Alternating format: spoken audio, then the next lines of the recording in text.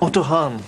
I'm a researcher in the Chemistry Institute. Professor Planck suggested I... Herr Hahn, I have read your papers on thorium and on mesothorium, and Dr. Planck suggested that Yes, he suggested that I speak with you. I need someone to collaborate with. I think I could really help with the physical analysis. And the mathematics. Yes. And the mathematics. Studying radioactive atoms has become so much a collaboration between chemistry and physics these days. Yes. I'll ask Fischer for a laboratory then. Excellent. I'll speak to you soon. قامت ليزا مايتنر بأول خطوة في رحلة سوف تغير تاريخ العالم بالتأكيد. بالنسبة إليها سيكون طريقا مفروشا بالنجاح والشهرة، ولكن أيضا محفوفا بالخوف والخيانة.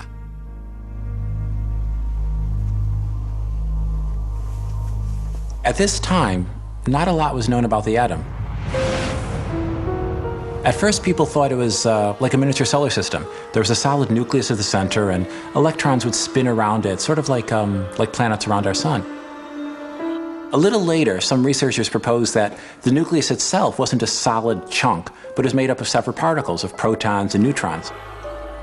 But then, in what are called radioactive metals, things like radium and uranium, the nucleus itself seemed to be unstable, leaking out energy and particles. Perhaps this was an example of E equals mc squared, the mass of a nucleus turning into energy.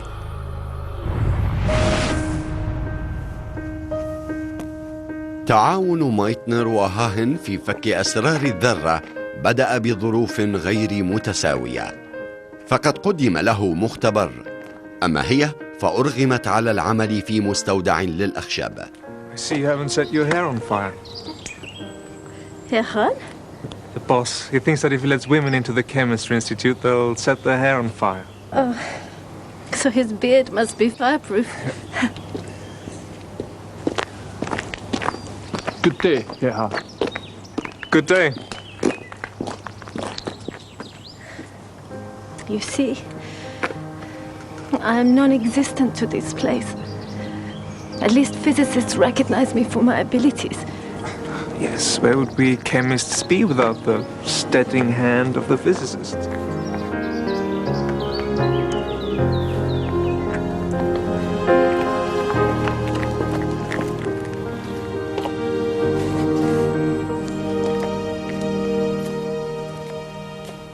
It took years, but Lisa lost her shyness eventually. In 1912, she and Hahn moved to the brand new Kaiser Wilhelm Institute for Chemistry, where their status was really that of equals. Lisa became the first woman in Germany ever to have the title of professor.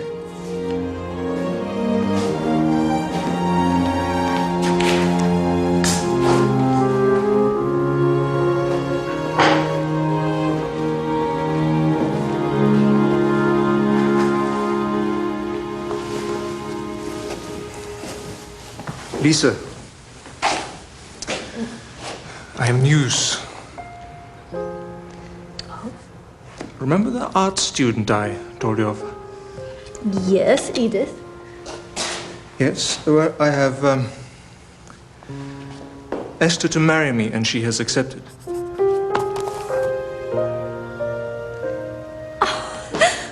Oh, Dr. Hahn, congratulations. Yes, well, I wanted you to be the first to know. I'm very pleased for you. Very pleased.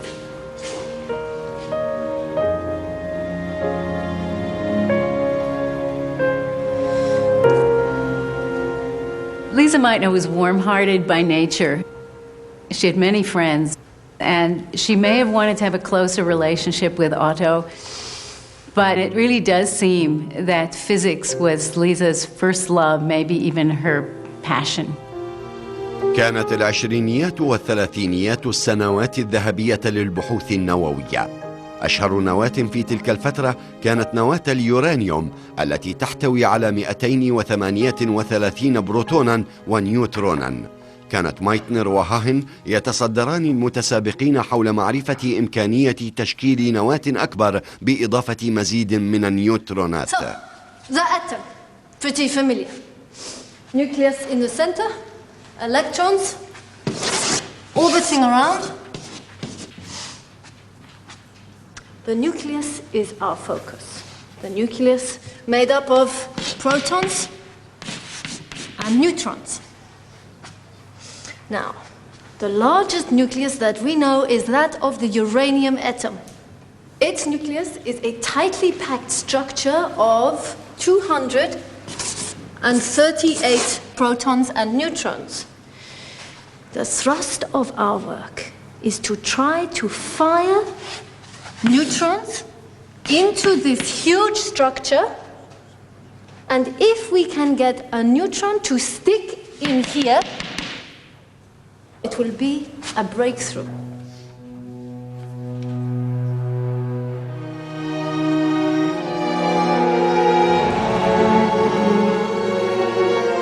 كانت مايتنر على وشك التوصل إلى اكتشاف كبير، لكن ألمانيا في الثلاثينيات كانت مكانا خطرا حتى على عالم من الدرجة الأولى.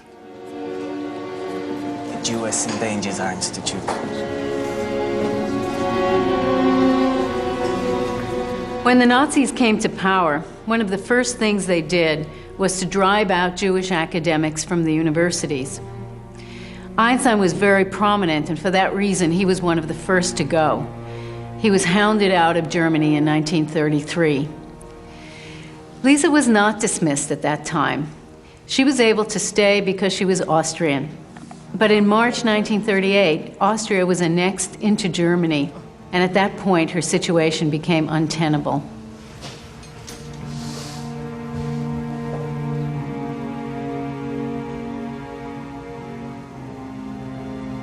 What is it? Frightening news. What's happened? Kurt Hess is going around saying that I should be got rid of. I actually knew. I heard today I was going to speak to the treasurer of the institute before I told you. We'll speak to him tomorrow. Come on, let's get you home. It's late.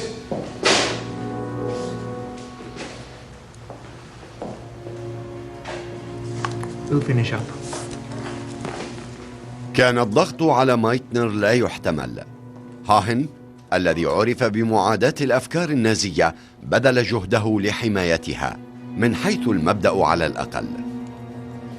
I need to talk to you about Lisa. Not now, I'm too busy. We have to protect her. How? What can we do? The situation is the way it is. Who knows what will happen next? She can't stay. It's just not tenable. But she hasn't got a visa or even a valid passport. And she may soon be forbidden to leave Germany. We can't harbor a Jew. If she stays, the regime will shut us all down.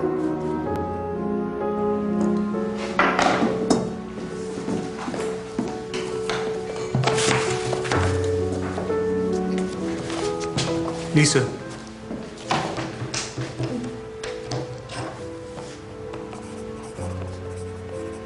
Orline demands that you leave. You can't throw her out. Orline says you should not come into the institute anymore. Well, I have to write up there. Thorium irradiation tomorrow, so I have to come in. You've given up.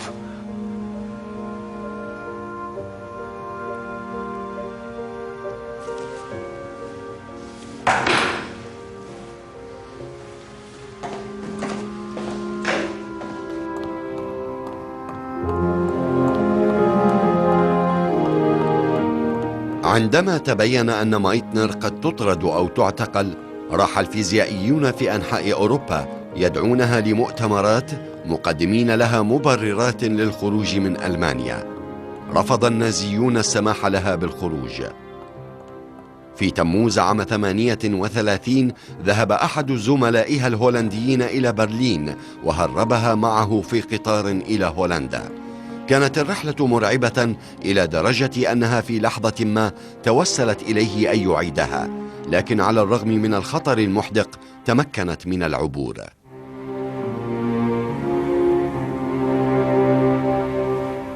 She had lost everything: her home, her position, her books, her salary, her pension, even her native language. She had been cut off from her work just at the time when she was leading the field and was on the brink of a major scientific discovery. لم تكترث ليزا بالحرمان الذي عانته، كان بالها لا يزال مشغولا بالفيزياء، والمدهش أنها تمكنت وهاهن من التعاون عبر الرسائل. I hope, my dear Otto, that after 30 years of work together and friendship in the Institute, that at least the possibility remains that you tell me as much as you can about what is happening back there.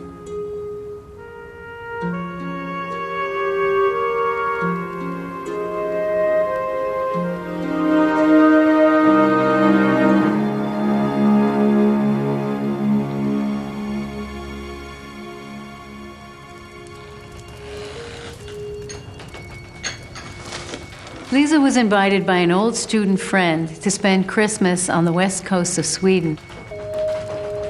Her nephew, Otto Robert Frisch, who was also a physicist, came to join her there.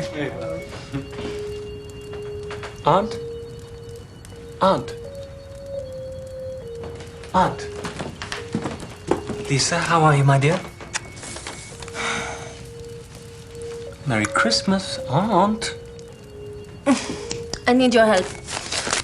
Come on, let's go out. But I was hoping you'd help me. في برلين كان هاهن يحقق نتائج غريبة. لم يجد ما يؤكد الاعتقاد بأن قصف نواة اليورانيوم بالنيترونات يؤدي إلى زيادة حجمها. في الواقع بدت تجاربه وكأنها تلوثت بالراديوم، الذرة الأصغر حجماً. كان بحاجة إلى خبرة مايتنر بالتحليل. وعن بعد شعرت مايتنر بأن شيئاً مختلفاً تماماً يحدث في تجاربهما. Hahn and Strassman are getting some strange results with the uranium work. Really? A couple of months ago, Hahn told me that they were finding radium amongst the uranium products. We are looking for a much bigger element, and here we're finding something much smaller. I urged Hahn to check again. It couldn't be radium. And now he writes to me and tells me that it's not radium, it's barium. That's even smaller. Exactly. Hahn is sure that it's another error, but I don't know anymore. It is at least possible that barium is being produced. So Hahn still needs you to interpret the data. It is my work too, you know. Exactly. Well, I can't be there, can I? Come on, let's walk.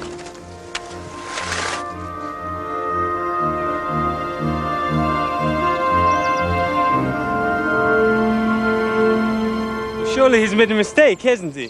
He hasn't done what you told him to. Oh, my darling Robert, he may not be a brilliant theorist, but he's too good a chemist to get this wrong.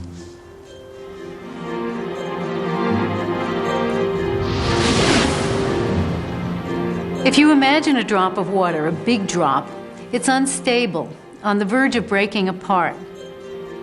It turns out that a big nucleus like uranium is just like that. Now, for 4 years, Meitner and Hahn and all other physicists had thought that if you pump more neutrons into this nucleus, it'll just get bigger and heavier. But suddenly, Meitner and Frisch, out in the midday snow, realized that this nucleus might just get so big that it would split in two.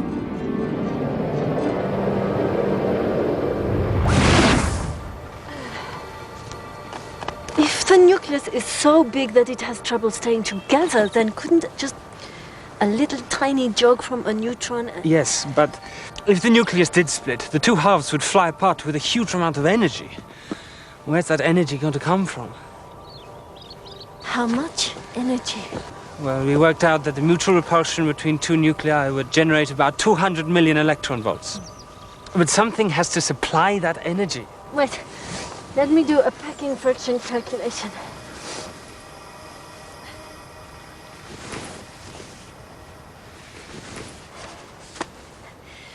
The two nuclei are lighter than the original nucleus of the uranium by about 1/5 of a proton in mass. What? So some mass has been lost. Einstein's E equals mc squared. If we multiply the lost mass by the speed of light squared, we get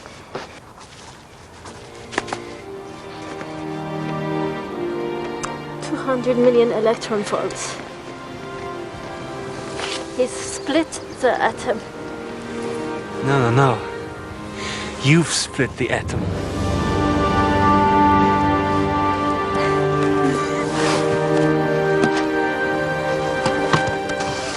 It was an amazing discovery.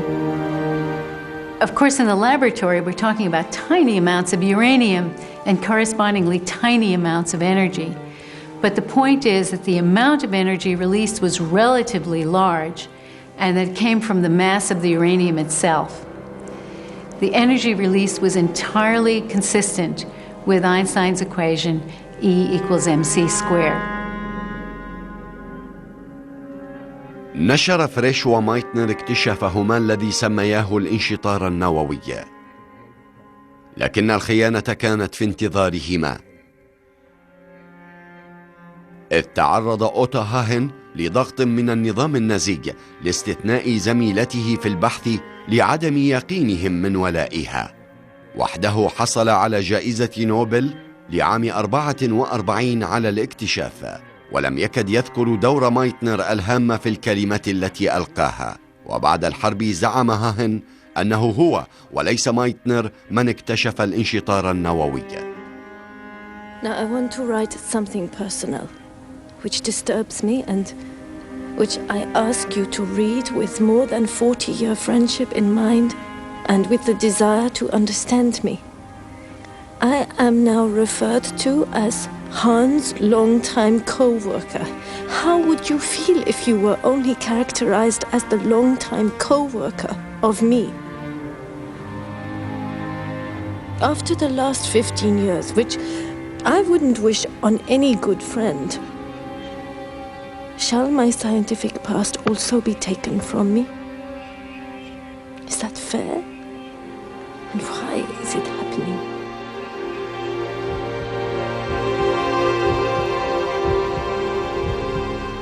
Lisa Meitner had been working on this for 30 years. She'd only broken apart a handful of atoms, but that was enough. Once she had broken even one, the genie was out of the bottle. What Meitner had started, after that, physicists around the world began to realize they could take it a lot further. في عام 42 بدأت الجهود تبذل لصنع القنبلة النووية. في أنحاء أمريكا كان يجري تركيب المنشآت تحت اسم سري هو مشروع مانهاتن. Meitner was asked to join the Manhattan Project, and she refused. She refused to have anything to do with the atomic bomb. But Robert Frisch was different. He was an important member of the team because he was convinced of the need to beat the Nazis in a nuclear arms race.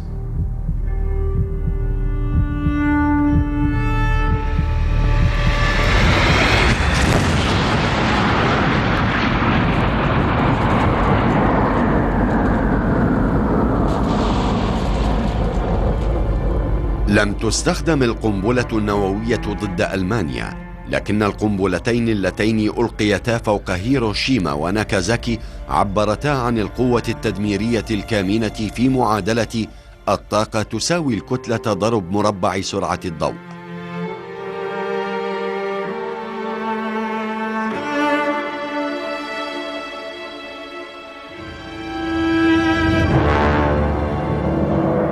تم تحرير كميات هائلة من الطاقة على شكل إشعاع كهرومغناطيسي من بضعة كيلوغرامات من اليورانيوم والبلاتينيوم.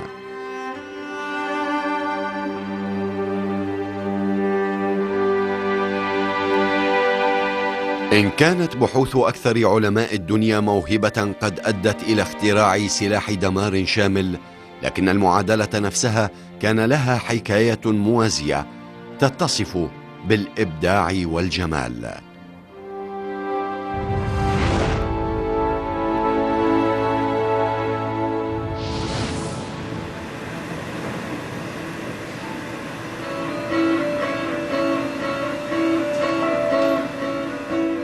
اليوم يحمل فيزيائيون شباب رسالة أينشتاين، ومنذ ولادتها يجري استخدام المعادلة الشهيرة للغوص في أعماق الزمن للإجابة عن أعظم الأسئلة: من أين أتينا؟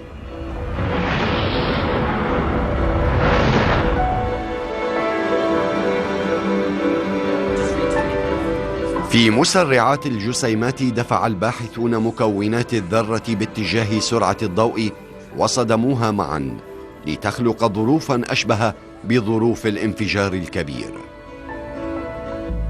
E equals mc squared actually tells us how the Big Bang itself happened.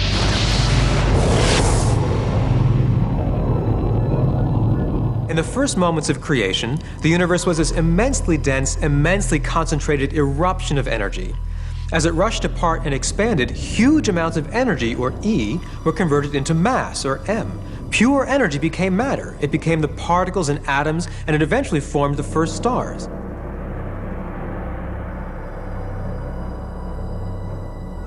Our sun is a huge furnace floating in space, and it's powered by equals mc squared.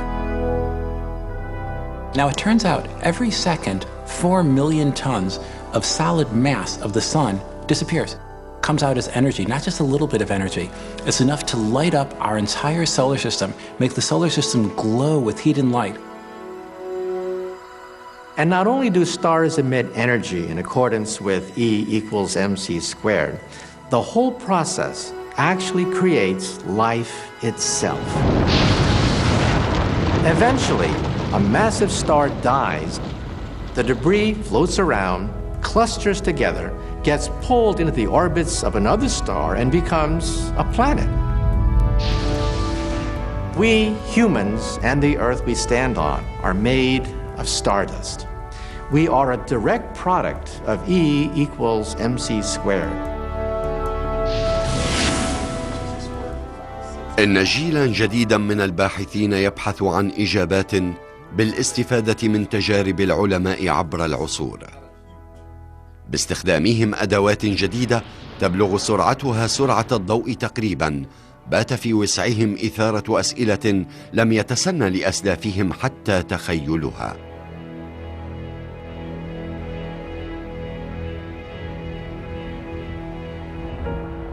كان أينشتاين يعرف أن رحلة الاكتشاف مؤلمة أحيانا ومفرحة أحيانا أخرى. إنها قديمة قدم الفضول البشري ولا تتوقف أبدا.